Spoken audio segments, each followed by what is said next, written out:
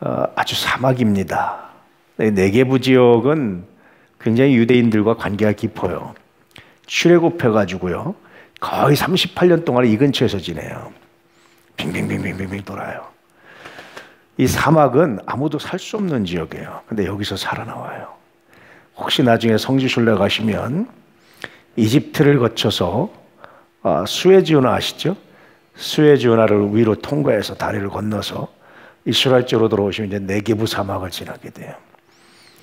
아브라함이 이 애굽에서 그와 그의 아내와 그의 모든 소유와 롯과 함께 네게부로 올라갔다, 이렇게 얘기하죠. 근데 재밌는 것은 아브라함 2절 시작.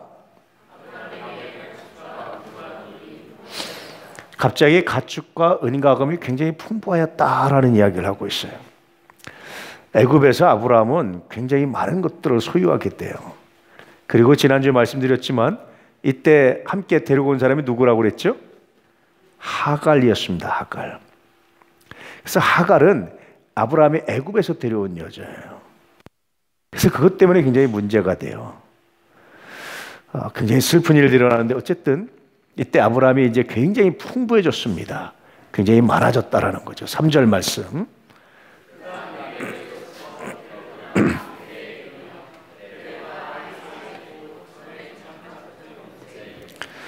그가 네게부에서 길을 떠나서 다시 베델에 이뤘다.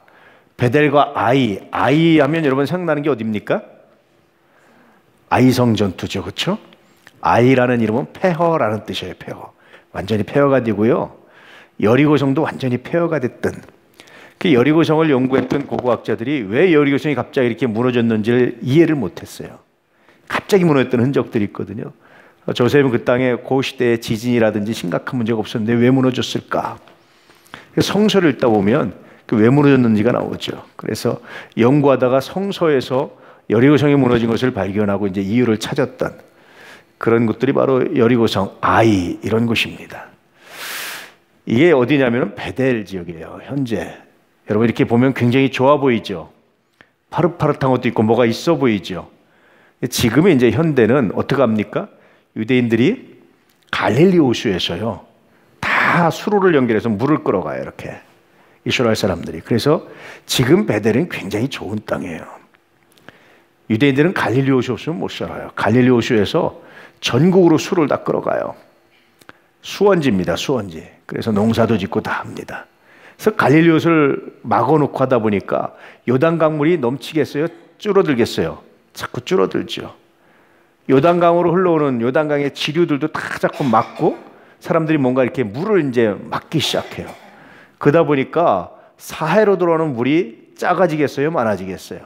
점점점 작아져서 이제 사해가 이제 두동강이라게 생겼어요. 점점 물이 고갈돼서. 그래서 어떤 거 연구를 하냐면 지중해에서 수로를 연결해서 물을 퍼오자, 뭐 이런 것까지 이제 연구가 될 정도로 그렇습니다. 어쨌든 현대 베델이 이렇게 여러분 나름대로 좋아 보이는 것은 갈릴리 호수에서 수로를 연결해서 이렇게 물을 주고 이제 가꿔서 그래요. 아브라함 시대만 해도 이것보다 훨씬 더 열악했겠죠, 당연히. 그렇습니다. 이게 베델 전체 지역은 아니지만 그 중에 제일 그래도 번화한 좋은 동네 중에 하나입니다. 여기가 베델이에요. 여기가 이제 밑에가 네게부 사막입니다. 여기서부터 쭉 올라와서 베델과 아이 사이 요쯤에다 이제 아브라함이 이제 장막을 치고 거기서 예배를. 베델과 아이, 여리고는 어디겠습니까? 여리고는 요쯤 돼, 요쯤. 아이는 여기고 베델은 이쪽입니다. 여기가 예루살렘, 헤브론, 브엘세바, 가데스, 여기가 세겜, 뭐 이런 지역, 사마리아. 여기 지역이 여러분 무깃도라는 곳인데, 무깃도는 성경에서 어디 가면 아마겟돈이에요. 아마겟돈. 아마겟돈 어떤 곳인지 알죠? 최후의 전쟁이 일어난다는 예언된 아마겟돈. 이쪽이 이제 무깃도입니다. 아마겟돈입니다. 여기서 이제 마지막 전쟁이 일어날 것이다. 이제 성서는 그렇게 예언되고 있는 것이 바로 이 아마겟돈, 무깃도 이쪽 지역입니다. 이것이 이제 그쪽의 지도예요.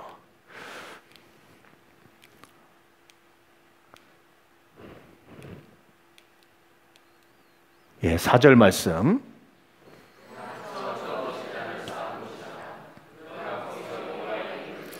예, 베델과 아이. 거기서 다시 제단을 쌓고 누구의 이름을 불렀습니까? 여호와 이름을 불렀다.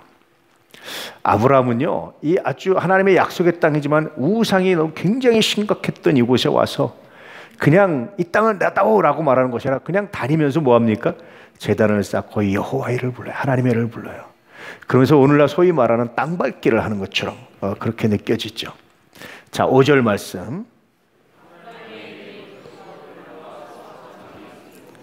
예, 아브라함이 롯을 자기 조카니까 포함시켜서 소유로 하지 않고 롯의 소유를 분명하게 구별시켜 주는 거예요. 야곱의 삼촌 라반은 어떡합니까? 네 것도 내 것, 내 것도 내 것 하면서 다 가지려고 그러죠. 근데 아브라함도 똑같이 삼촌이에요. 롯의 입장에서 오면. 근데 아브라함은 철저하게 롯의 소유를 지켜주고 롯이 더 소유가 많아지도록 도와주고 그래요.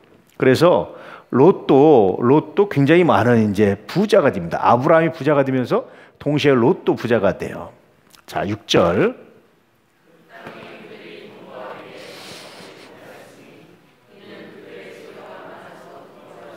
예, 재밌잖아요. 그들의 땅이 동고하기에 넉넉하지 못하였다. 하나님이 주신 약속의 땅입니다. 당연히 뭐라고 생각해야 됩니까? 넉넉해야 된다고 생각을 하죠. 롯도 하나님 데려오게 하셨으니까 롯과 우리 가족이 먹고 살기에 부족함이 없어야 되는 거 아닙니까? 여러분 그런 기도할 것 같지 않아요? 이 상황에서 땅이 부족해서 땅이 넉넉하질 않아요. 물론 다른 족속들도 살지만 그게 얼마나 여러분 얼마나 됐다고 아무리 부자라도 아브라함과 롯 왕도 아니고요. 그냥 이렇게 족장이에요. 부자래 봤자 얼마나 부자겠어요. 양이 많아봤자 얼마나 많겠어요. 소가 많아봤자 얼마나 많겠어요. 근데 그 두 가족이 두 가문이 함께 할 수 없을 정도로 땅이 비좁았다라는 거예요. 여러분 같으면 어떻게 생각하겠어요? 하나님이 주신 약속의 땅인데 땅이 이렇게 비좁았다라고 생각하면 어떻게 되겠어요? 계속해서 제가 창세기를 강의하면서 말씀드리는 게 있죠. 하나님의 약속의 땅이 인간적 기대를 충족시킵니까? 못 시킵니까? 못 시켜주잖아요. 하나님이 이게 어떻게 된 겁니까? 원망할 만하잖아요. 그렇죠? 근데 아브라함은 원망 대신에 이런 결정을 해요. 자, 6절 말씀 읽었나요? 6절 말씀 읽어보시죠. 시작.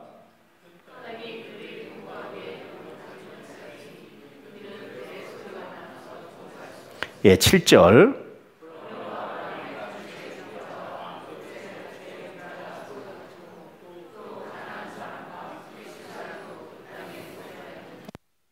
그때 서로 목자들이 다퉜어요. 종들이, 하인들이.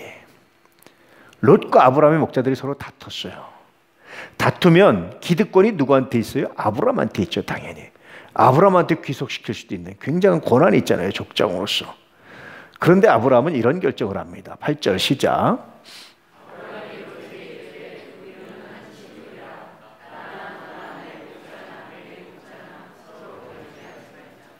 롯은 어떤 생각을 했을까요? 이런 생각하기 전에 아브라함이 어떤 생각을 했을까요? 아마 본인이 차별받고 있다고 생각했을 거예요. 롯의 목자들은 차별받고 있다고 생각할 거예요. 족장의 목자들이 더 큰 소리 치고 더 좋은 데 차지하고 더 우선권을 가지고 있고 아마 이런 생각을 가졌을 거예요. 근데 아브라함은 그렇게 생각하지 않고 이렇게 말합니다. 너나 나나 우리는 다 뭡니까? 한 친족이다. 다투지 말자. 이 말 안에 많은 것들이 담겨져 있어요. 이걸 악한 의미에서 다투지 말자 그러면 어떻게 되겠어요? 네 것도 내 것, 내 것도 내 거 할 수 있잖아요. 근데 아브라함은 이렇게 말합니다. 9절 말씀 시작.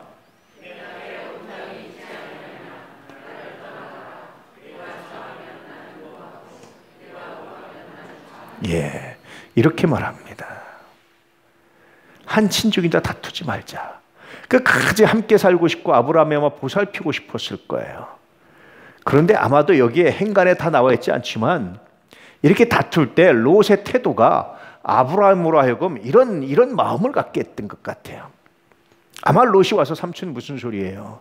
나는 삼촌을 따라서 왔고 앞으로도 마찬가지고 끝까지 삼촌을 떠나지 않을 겁니다. 나와 함께 하십시오.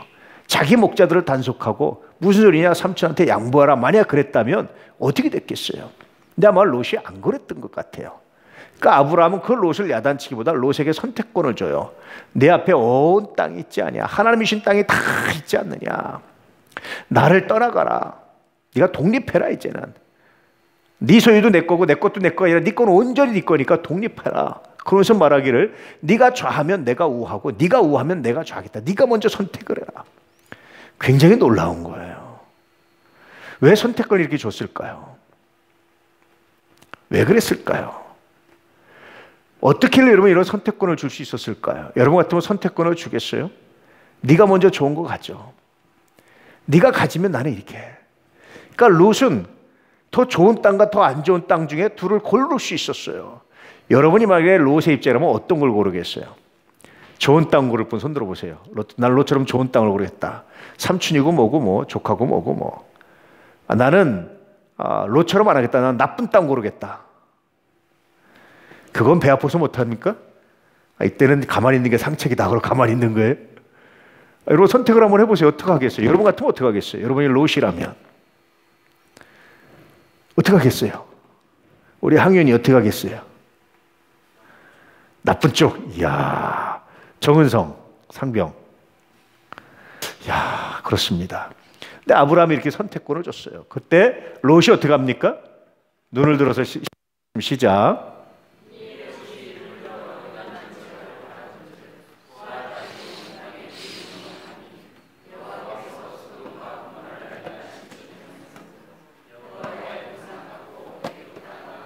예. 롯이 눈을 들어서 요단 지역을 바라봤다. 그랬더니 그 지역이 얼마나 아름다운지 온 땅에 물이 넉넉하고. 그뿐입니까? 여호와의 동산 같고 애굽과 고센 지역 굉장히 좋은 땅이거든요. 물이 풍부하고 농사짓기 아주 좋은 땅입니다. 이집트는요 전 국토의 3%밖에 농사질 땅이 없어요. 근데 그 대부분의 3%가 고센 지역에 있습니다. 델타 삼각주라는 지역에 있어요. 마치 그와 같다. 난 롯이 여기서 애굽을 말하는 게 참 인상적이에요. 아브라함 따라서 애굽 한번 갔다 왔다고 롯의 머리에는 다 뭐가 있어요? 애굽의 풍부함, 애굽의 좋음, 애굽의 문화, 이런 것들에 대한 그리움이 롯에게 있었던 것 같아요. 그래서 롯은 이렇게 얘기합니다. 자, 11절.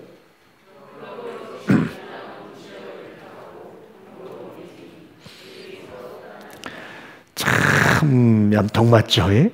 그렇죠? 삼촌 이쪽으로 가서 이쪽이 좋은 곳입니다. 이렇게 말해도 될 텐데 롯은 자기가 먼저 이 좋은 땅을 택하고 그쪽으로 옮겨가요. 이런 롯에게 서운할 만도 하죠. 나중에 아브라함은요 소돔과 고모라가 멸망될 거라는 소식을 듣고 어떻게 합니까? 롯을 위해서 하나님께 간절히 구해요. 딜을 합니다. 딜을. 하나님 의인 10명만 있어도 라고까지 마지막에 딜을 해요. 나중에 하나님은 다시 아브라함 때문에 롯을 구출하기로 마음먹었어요. 이 아브라함의 마음이에요. 다 주고도 더 주고 싶은 마음이에요. 왜 이런 마음을 가졌을까요? 왜 이런 마음을 가졌을까? 롯은 왜 이런 마음을 못 가졌을까? 슬프잖아요. 이 선택이 결국 롯은 어떤 결과를 맞이합니까? 온 가족이 망하는 정말 슬픈 있을 수 없는 사건을 경험하게 돼요. 이게 롯의 선택했던 요단들이 아마 이쯤 어디나 이 밑에 어디나 이렇게 됩니다. 이 사해인데 여기가 유대 광야입니다. 여기가 이제 아이 베델 이쪽인데요. 지금 이제 이쪽이 아마 사해 일부에 속했을 것이다. 고고학자들이 그렇게 말해요. 완전히 망해서 흔적도 찾을 수 없는 곳이 되어버렸어요. 그것이 롯이 선택한 곳이었어요. 여러분 같으면 어떻게 하겠어요? 이 풍부하고 좋은 땅을 선택했는데 왜 그랬을까요? 롯은 겉으로만 봤지 뭘 못 봤습니까? 12절 말씀.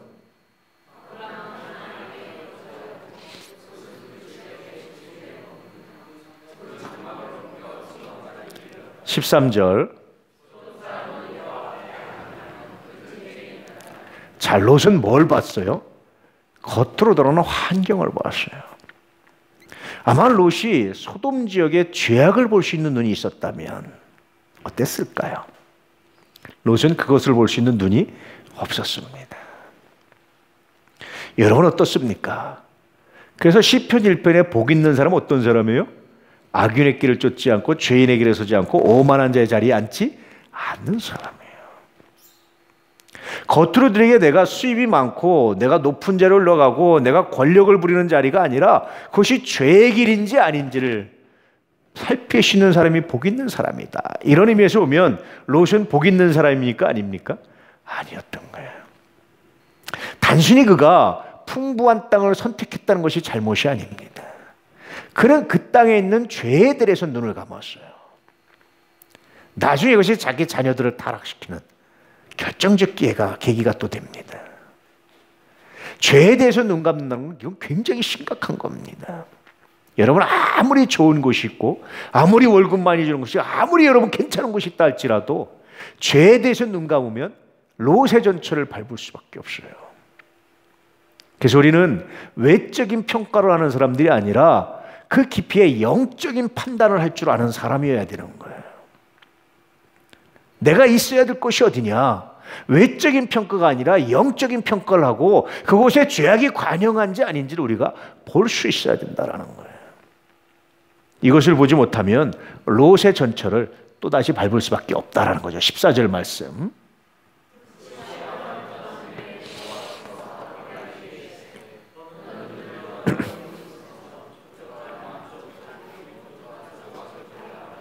왜 하나님께서 아브라함에게 이런 말씀을 하셨을까요? 나와 있지 않지만 아마도 아브라함 마음이 굉장히 허전하고 속이 상하지 않았을까 싶어요.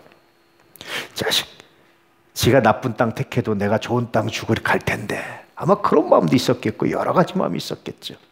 하나님이 갑자기 이렇게 위로하시는 것은요, 그 배경이 있기 때문이지 느닷없이 그러시는 게 아니에요. 자식처럼 키웠단 말이에요. 하란에서 데려오고 자식처럼 돌봐왔단 말이에요. 이게 떠나가는 마음, 떠나보내는 마음이 얼마나 슬프겠어요. 근데 그것도 좀 이렇게 하면 오히려 본인이 더 많이 챙겨줄 텐데, 그렇잖아요. 만약에 본인이 좋은 땅 택하고 롯이 안 좋은 땅 택했는데 롯의 가축들이 먹을 물이 없으면 아브라함은 어떻게 했을까요? 아마 물을 길어서 술에 싣고라도 갔을 거예요. 굉장히 마음이 허전하고 서운했던 것 같아요. 그래서 하나님이 아브라함에게 나타나셔서 이렇게 말씀하십니다. 너는 눈을 들어 너 있는 곳에서 북쪽과 남쪽, 동쪽과 서쪽을 바라보라. 하고 바라보라. 자, 15절 말씀.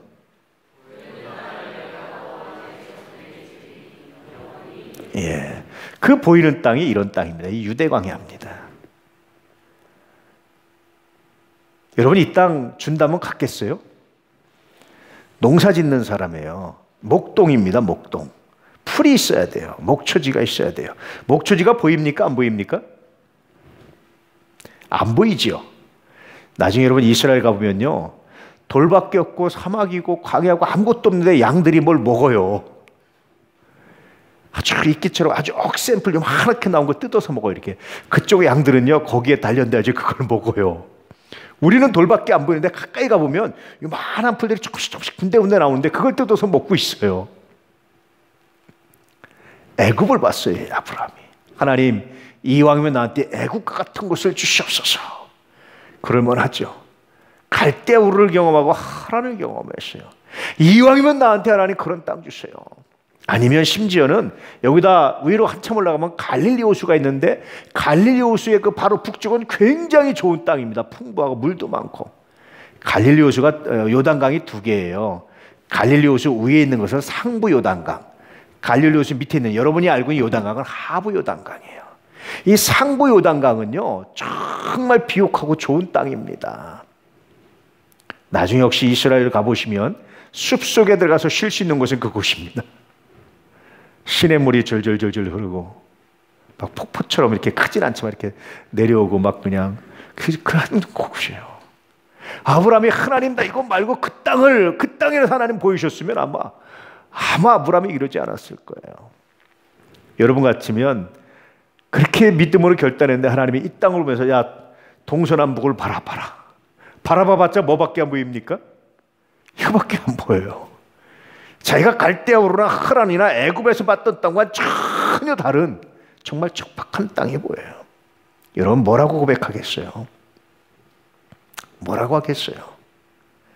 계속해서 이거의 연속입니다. 성서는 왜 믿음대로 왔는데, 왜 믿음 따라 왔는데 더 잘 되고 더 멋있고 더 아름다워야 되는데 왜 더 이렇게 나쁜 것처럼 보이는 거예요? 왜 그럴까요? 그런데 그 안에서, 그렇게 보이는 그 안에서 하나님의 능력을 보는 거예요. 환경을 보고 조건을 보는 것이 아니라 누굴 바라보는 겁니까? 하나님을 바라보는 거예요. 이게 믿음입니다. 따라서 해보세요. 환경 보지 말고, 조건 보지 말고 하나님만 바라보자. 아브라함에게 이 훈련을 시키시는 거예요. 아브라함이 바라봤던 것이 이곳입니다. 또 이곳은 어떤 곳이냐면 나중에 예수님께서 40일 동안 금식 기도했던 광야, 유대 광야가 바로 여기입니다.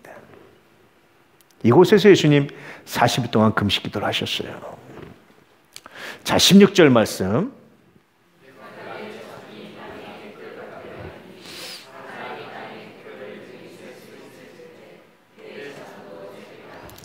웃기잖아요. 아주 비옥하고 좋은 땅을 주시면서 이 말씀을 하시면 앞뒤가 맞아요. 근데 저는 유대 광야 같은 저런 땅이 보였는데, 저 땅을 주시면서 하나님 뭐라고 말씀하시냐면 자손이 땅에 티끌이 먼지예요. 먼지를 셀 수 있느냐? 너 바다 모래는 셀 수 있어요. 먼지는 셀 수 있느냐? 먼지 못 세요. 하늘의 별과 같이 많을 것이다. 나중에 그렇게 말씀하시죠. 여러분 아세요? 지구상에 있는 모래와 숫자와 모래 알갱이 숫자와 하늘의 별의 숫자가 거의 비슷하다는 거 아세요? 바다의 모래같이 하늘의 별처럼 많아질 거예요. 이 숫자가 거의 비슷해요. 학자들이 이렇게 표본 조사에 의해서 조사한 거에 의하면 그렇게 추측이 됩니다. 완벽하게 세지 못했지만 거의 유사하다, 비슷하다 이렇게 봐요. 근데 어쨌든 그 땅에 줬는데 그 땅에서 무슨, 보세요. 롯과 함께 동거하기도 어려운 땅이었어요. 물론 다른 족속들이 있었지만 그 땅을 다 차지한들 이만한 사람들이 들어갈 수 있겠어요? 어림도 없어요. 하나님이 뻥치신 것도 아니고 과장한 것도 아니고. 아브라함이 뭐라고 얘기해? 하나님 이거 말이 됩니까? 아니 내가 지금 당장 내 조카 롯하고도 함께 거할 수가 없어가지고 헤어졌는데, 아니 이 땅에 내 자손이 땅에 티끌처럼 많게 한다는 말씀이 도대체 이게 말이 됩니까? 어디서 살라고 그러십니까? 항의할 만 하잖아요. 재밌는 건요, 아브라함은 한마디도 항의를 안 해요.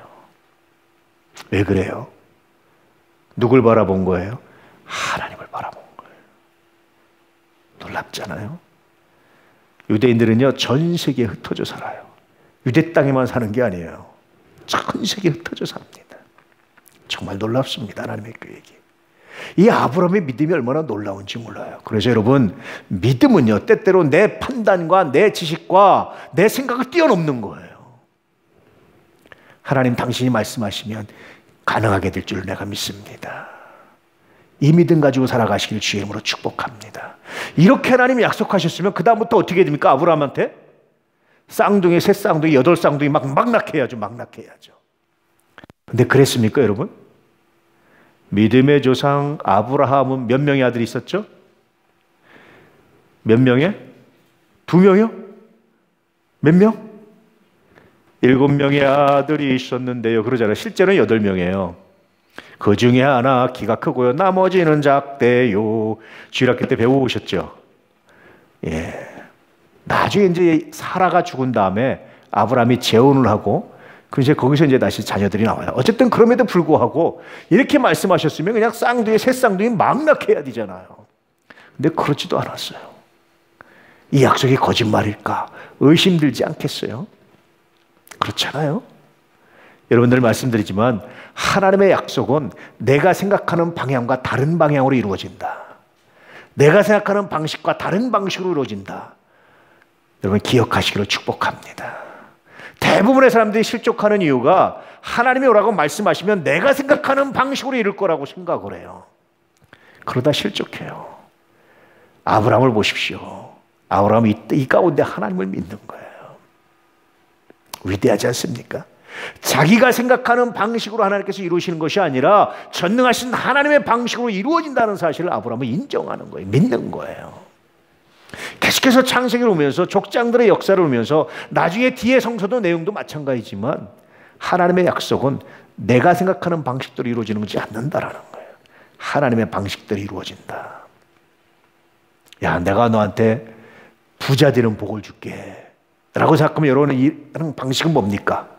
좋은 직장 들어가든지 사업을 좋은 아이템을 산다든지 사업이 대박 난다든지 이런 방식이잖아요. 하나님이 부자 되게 했는데 하는 사업마다 쪽쪽 망하는 거예요. 나이가 늙어가서 이제 더 이상 할 거 없는데도 희망이 안 보이는 거예요. 내가 미쳤지. 내가 잘못 들었지. 내가 잘못 믿었지. 그럴 수 있잖아요. 근데 아브라함은요, 끝까지 하나님을 믿습니다. 할렐루야. 하나님의 방법으로 이루실 줄 믿습니다. 이 믿음을 아브라함은 자녀들한테 전수해 줬던 거예요. 자, 17절 말씀.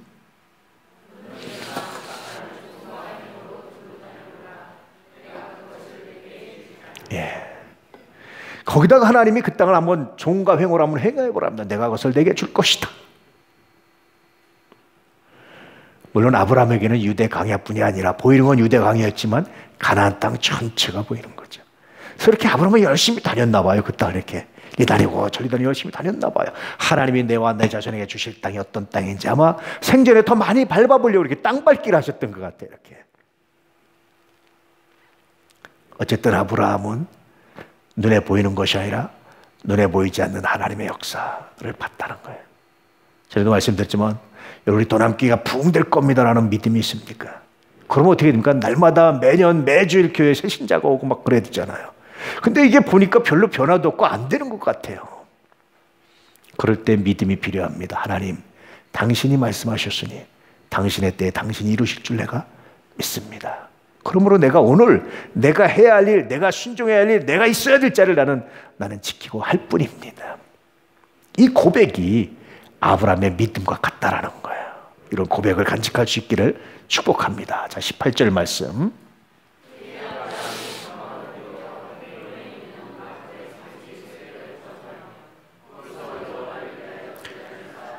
다시 장막으로 해서 이제 남방 지역으로 내려오는 거예요. 이렇게. 그리고 거기서 다시 여호와를 해서 제단을 쌓았어요. 이에 그렇기 때문에 하나님이 종과 행하로 행하여 보라. 내가 내 자손을 티끌처럼 많게 할 것이다 라고 말씀하시니까 그 말씀을 믿고 다시 더 좋은 땅으로 가는 것이 아니라 오히려 남방 광야 쪽으로 다시 내려와요. 놀랍잖아요. 하나님의 방법으로 하나님이 하실 줄 믿습니다. 이 믿음 아니면 안 되는 거예요. 그래서 거기서 제단을 쌓았던 하나님께 감사했던 하나님 감사합니다. 내가 하나님을 찬양합니다. 정말 여러분 아무것도 안 보여요. 오히려 현실은 거꾸로 가는 거예요. 아브라함이 갈대우르를 경험하지 않았고 하란을 경험하지 않았고 애굽을 경험하지 않았으면 그럴 수 있어요. 본 게 없으니까. 여기가 최고겠거니 여기가 제일 좋겠거니 그럴 수 있어요. 다 봤잖아요. 봤음에도 불구하고 실망하는 것이 아니라 하나님을 믿고 아멘 하고 해서 예배를 드리고 제단을 쌓고 감사하고 놀랍지 않습니까? 그래서 아브라함은 곳곳에 제단을 쌓고 곳곳에 예배의 흔적을 남겨놔요.